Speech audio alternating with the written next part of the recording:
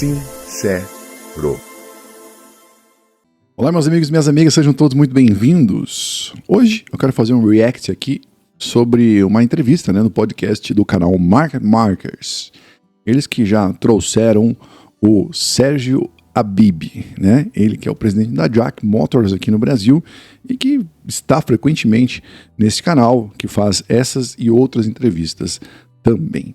E neste episódio, neste corte específico, ele falou sobre o preço dos carros usados, que não seriam mais os mesmos no Brasil. Será que isso é verdade ou não? Vamos acompanhar juntos.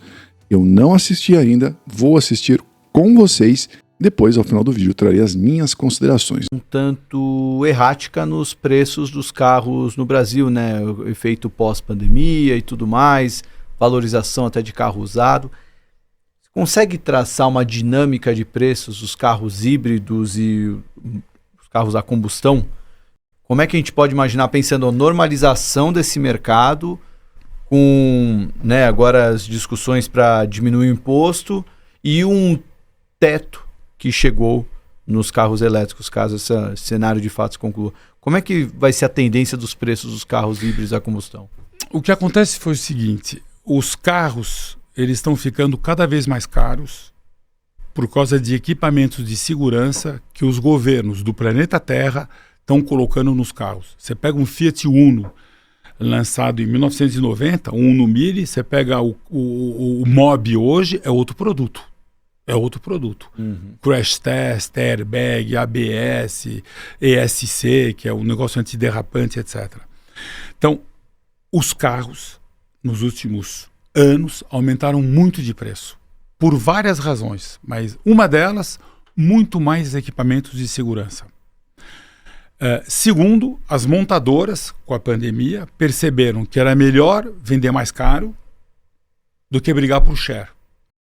Uma pausinha aqui rapidinha, isso é a mais pura verdade, Quem aqui acompanhou e esteve presente também aí nesse momento tão importante do mundo, que foi aí, por causa da pandemia, vocês acompanharam que as marcas ali, por uma circunstância, do momento, optaram por obter mais lucro, cobrar mais caro e diminuir a produção e, evidentemente, consequente disso, em consequência desse fator, também menos mão de obra e assim por diante.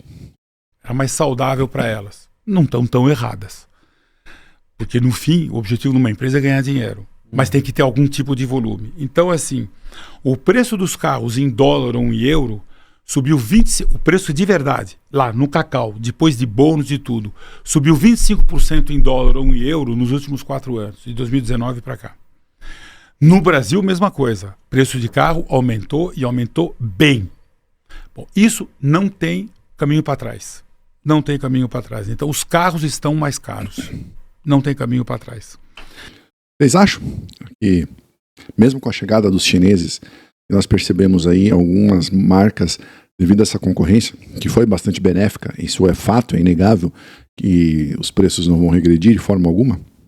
Deixa nos comentários. Nós temos 37% de carga tributária, que é assim, nos grandes mercados do planeta Terra, é de longe, mas de longe, a maior carga tributária de todos os grandes mercados de carro acima de 1 milhão. Nós temos uma carga tributária gigantesca no Brasil, causada por, primeiro, a gente gasta 45% do PIB para funcionar, e segundo, o Brasil ele não tributa renda, ele tributa consumo. Então, como a gente tributa consumo e a gente gasta muito, você tem que cobrar uma fortuna no consumo, porque a gente não tributa renda. Imposto de renda no Brasil é 27%, nos Estados Unidos é 42%, na Europa é 48%. Então a gente não tributa renda no Brasil. E isso, para mudar, é difícil, porque quem vota tem renda alta. Ele vai ter que votar para ele pagar mais imposto. Então é difícil mudar isso daí numa democracia. Então, o preço do carro no Brasil é o seguinte: eu duvido que a carga tributária caia, mas duvido muito, porque o Brasil precisa arrecadar. Os carros estão ficando cada vez mais pesados. Para você ter ideia, na Europa, o peso médio do carro vendido subiu 300 quilos em 10 anos. Um Uno Mille, da década de 90, pesava 800 quilos. 800 quilos. Hoje não tem um carro brasileiro abaixo de 1 tonelada. é 200 quilos a mais de aço. Alguém tem que pagar, que é o consumidor. Então, o nosso preço, assim, carro elétrico, para mim, é impossível baixar preço além do que está hoje. Pelo contrário, deve subir um pouco, porque a BYD está perdendo muito dinheiro no Brasil. E aí? Ele é polêmico, né? Mas ele tem muito conhecimento também. A gente não pode negar isso. Eu já tive algumas divergências, algumas opiniões, sempre de forma respeitosa, mas é uma questão que a gente tem visto, né? As marcas, ao chegarem, especialmente aqui no Brasil, com um grande volume de produção, não tem muito o que fazer, né? E vocês viram que, se não baixar o preço, não vende. E as outras montadoras que estão chegando, vendendo carro elétrico, estão vendendo carro elétrico com margem negativa. Um dia essa festa acaba. O governo baixou até 2026 o imposto do carro popular. Isso vai aumentar o mercado, já está aumentando o mercado, mas como não tem financiamento, sem entrada, vai aumentar, mas não vai ser nada do que foi no começo de 2010, 11, 12. Vai aumentar, mas não do mesmo jeito. Carro usado vai aumentar de preço. E tem um fenômeno mundial que está acontecendo, que é o seguinte. Estatística. Estados Unidos, 1990, 270 milhões de habitantes. Estados Unidos, hoje, 345 milhões de habitantes. Estados Unidos foram de 270 para 345. Mercado de carro, 1990, 15 milhões. Mercado de carro ano passado, 15 milhões e meio. Mercado de carro nos Estados Unidos está caindo a população constante. Por que o mercado não caiu? O mercado não caiu porque a população foi de 270 para 345. Uau! E é por isso que a montadora vale pouco. O potencial de crescimento deles, zero. Não vai crescer. Nos Estados Unidos, não cresce. Pico do mercado nos Estados Unidos. Pico. Ano 2000, 17 milhões e meio. Em 2019 foi 17,600. Mas o ano passado foi 15,5. Mas em 2000, com 285 milhões de habitantes, vendeu mais carro. Uau! Então é assim, nos Estados Unidos se vende cada vez menos carro zero. O que está aumentando nos Estados Unidos? Venda de carro usado. E ainda assim, está aumentando devagar. Nos Estados Unidos, hoje, vamos dizer, 15 milhões de carro zero e 50 milhões de usados. Era 15 e 40. Hoje é 15 e 50. Estados Unidos. Vamos falar de um mercado que eu conheço bem, a França. Na França, depois eu falo... Na Europa. A Europa, quando você fala de Europa, cuidado com os países... Eu não estou incluindo Turquia, não estou incluindo Rússia. Estou dizendo a Europa do euro, mais Inglaterra e mais o norte da Europa. Essa Europa tinha 290 milhões de habitantes em 90. Hoje tem 330. Ou seja, essa Europa, com essa população, a população cresceu bem menos que os Estados Unidos. Eles tinham 20 a mais, agora eles têm 20 a menos. Mercado de carro lá era 17, foi 13. Uau! Porque como a população lá cresce menos, a queda é visível.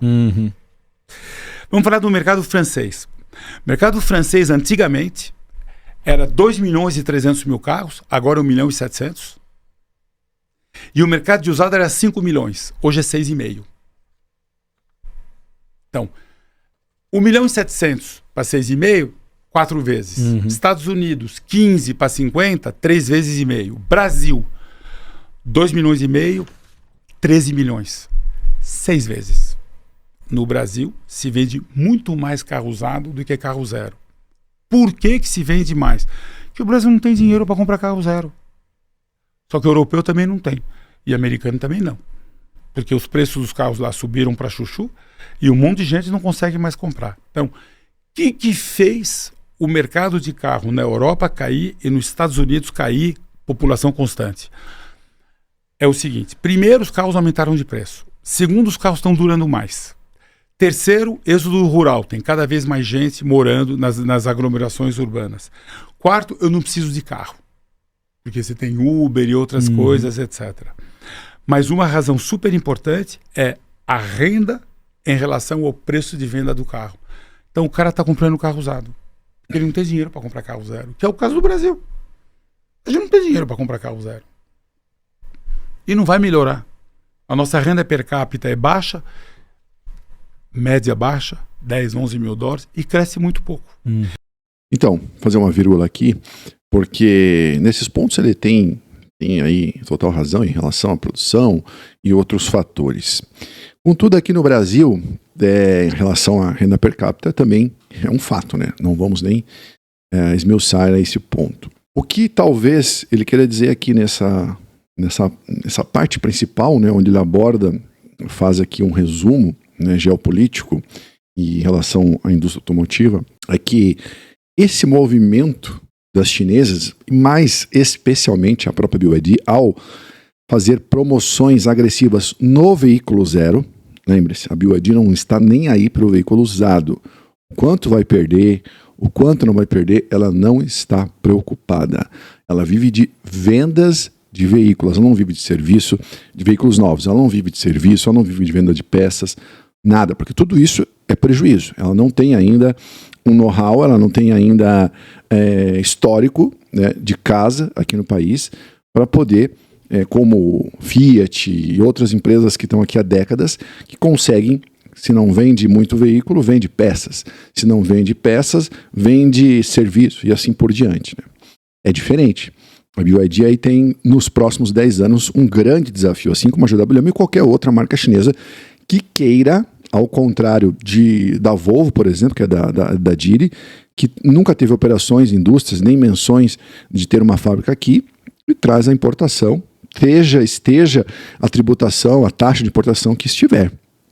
Quando a BYD ou a GWM querem investir de forma agressiva para aumentar a sua produção aqui, o número de vendas, aí pode estar categorizado a um fenômeno que ele diz, mas talvez não agora. Quando a marca parar de fazer essas promoções agressivas, talvez o preço do usado comece a ficar um pouco maior.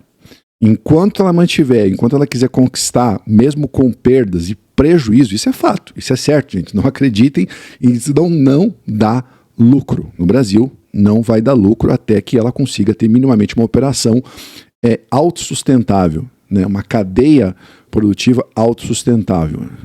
Quem perde é ela, quem ganha um pouco são os concessionários, né? E outros que estão na ponta da linha. Mas até quando? Essa é a pergunta. Até quando ela vai aguentar isso? Até ela dominar o mercado? Uma parte do mercado? Tem 4% hoje? Como é que fica, né? Esse é um ponto. E no fim, o carro, ele tem um valor em dólar que é difícil você fugir. Tem a carga tributária. No Brasil é mais caro que nos outros países. Nosso carro é mais caro. A Ford vendia EcoSport no Brasil no passado a R$120 mil. Em dólar, que quando você tira a carga tributária, dava R$80 mil. O dólar estava 4. 20 mil dólares. O mesmo carro em Miami, 27 mil dólares. Mesmo carro. Ou seja, uma das razões pela qual a Ford foi embora. Cansou de perder dinheiro. Então, eu acho que no médio prazo, carro elétrico, mais uma estatística. Olha como é interessante. No primeiro semestre desse ano, o mercado de carro elétrico no planeta Terra foi 9 milhões e 100. O ano passado, no primeiro semestre, foi 7 milhões e 100. Então, o mercado de carro elétrico no mundo cresceu 2 milhões de unidades. E o mercado 2 milhões em um ano. E o mercado mundial foi 45, 47 milhões de carros. Mas o mercado de carro elétrico cresceu 2 milhões.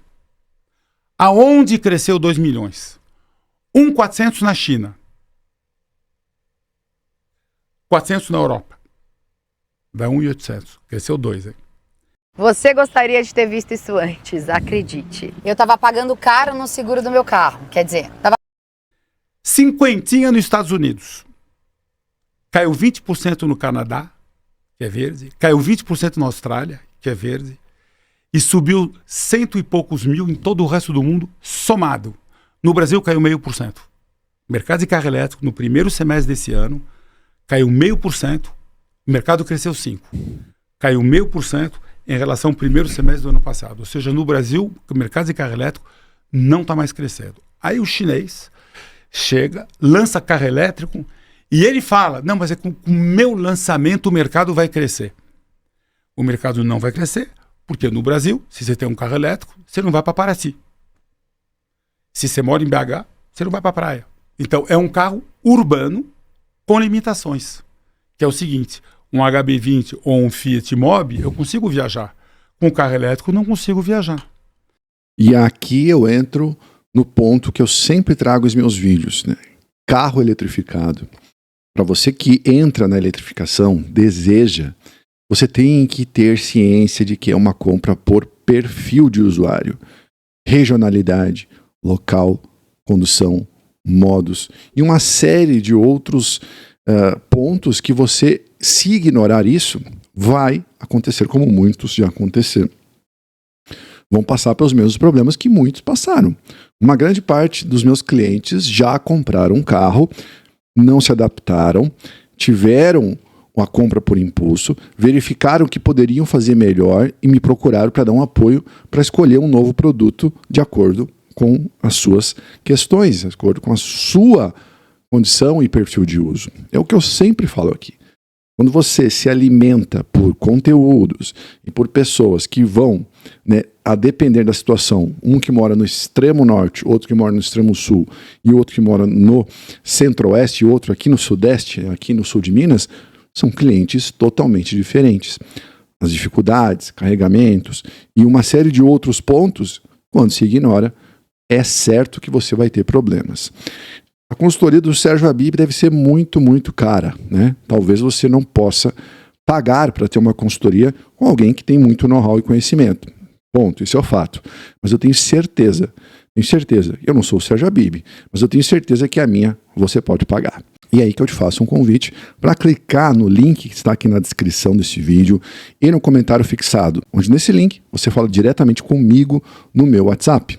E aí lá eu te passo informações, valores da minha consultoria para você adquirir, seja um carro eletrificado, 100% elétrico ou híbrido, ou até mesmo qualquer outro modelo, mas de forma consciente, com análise do perfil, com uma série de outros dados e informações que nenhum canal vai te passar, porque esta consultoria que eu criei é a primeira, a única, e eu tenho certeza que é a melhor e que vai te ajudar muito na tomada de decisão. E quando você fica sem energia numa rodovia pedagiada, sabe onde eles deixam você? Num posto de gasolina. E não tem carregador. Não, mas tá na internet essas histórias, você entendeu? Então, é um carro sensacional, eu vivo disso. Mas eu vendo para público urbano. E quando um cliente quer comprar o carro, primeira pergunta que eu falo, você viaja? Viajo. Onde você vai? Ilhabela. Dá para comprar. Não, eu vou para Caraguatatuba. Não compra. Você vai se estressar com o teu carro. Não compra. Você entendeu? Então, no Brasil é assim, o carro híbrido é outra história. O carro híbrido para o Brasil é um produto mais adaptado, mas o carro híbrido é o seguinte, você não consegue colocar um híbrido plug-in com tomada, o híbrido com tomada, não cabe num HB20, ou num Fiat Pulse, ou num Polo. Cabe num Golf, mas não num Polo. Isso quer dizer o seguinte, é 160 mil para cima.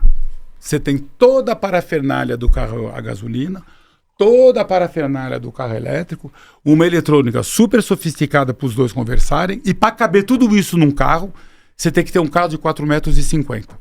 Num T-Cross não cabe. Cabe num Taos. Mas volume está no T-Cross, que é o terceiro carro mais vendido do Brasil. Volume não está no Taos. Você entendeu?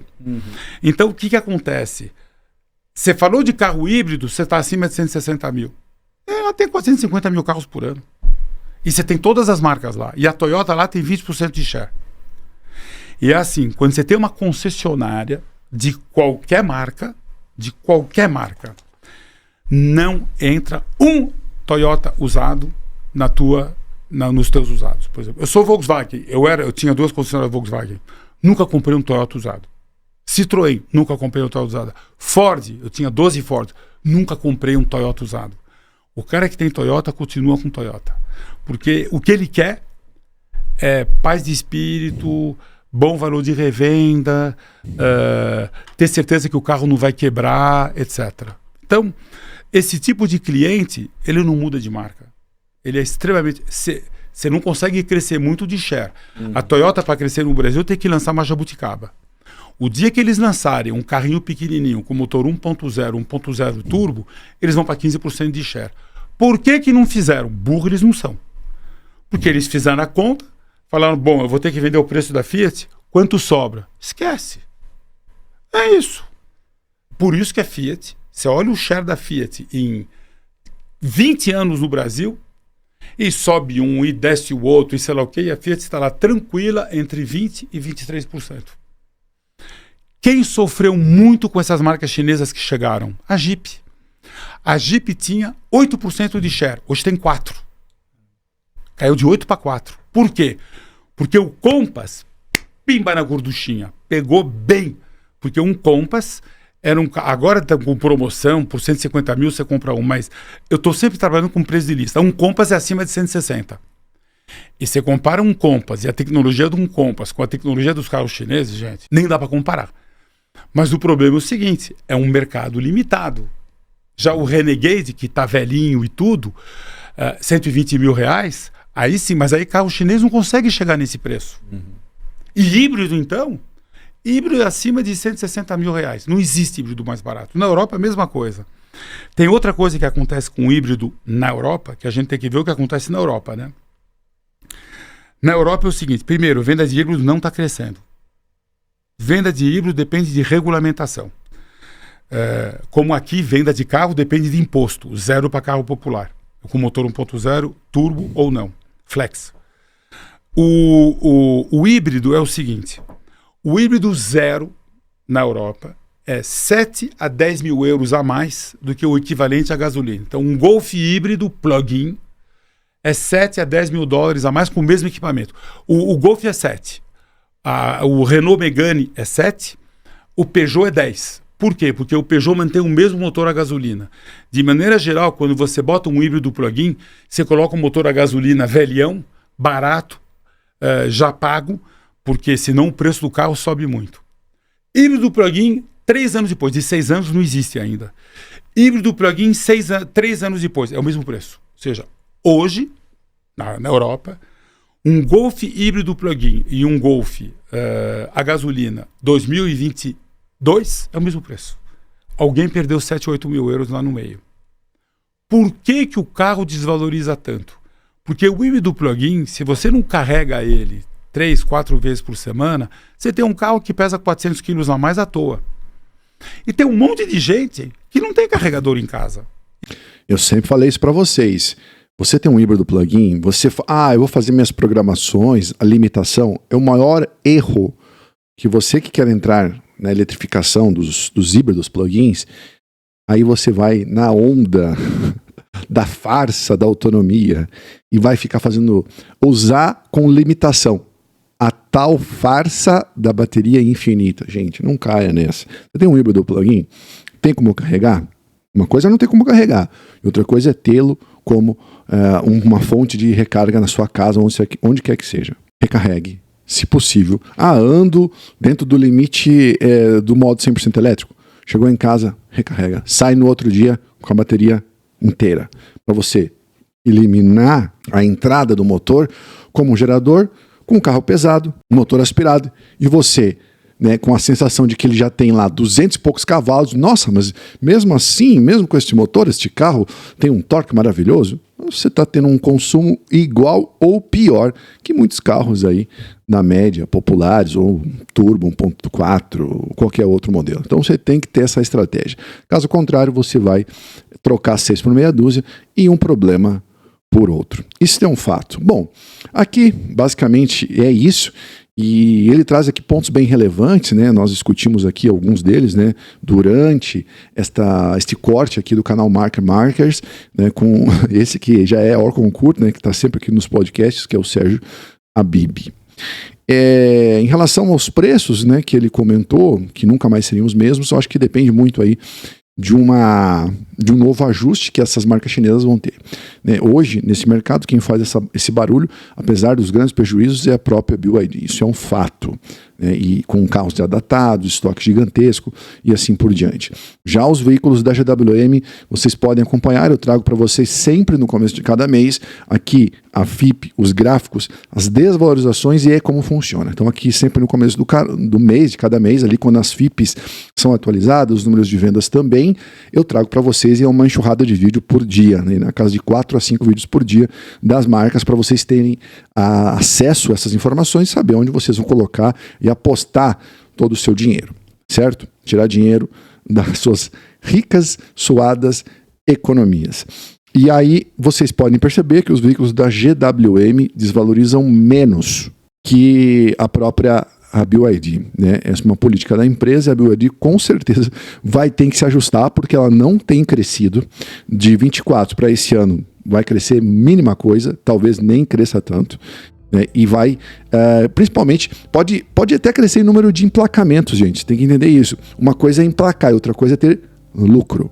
Isso não significa, provavelmente com as promoções, com as previsões erradas e precificações que vocês veem aí, desconto de 50 mil, 60 mil reais, com certeza impactará lá no final lá do relatório, quando o diretor lá de vendas vai entregar lá para o dono da BYD o relatório de vendas, né? E aí vão perceber que o prejuízo foi gigantesco, né? E impacta toda essa cadeia também transversal aí das concessionárias, dos entregadores, da logística e assim por diante.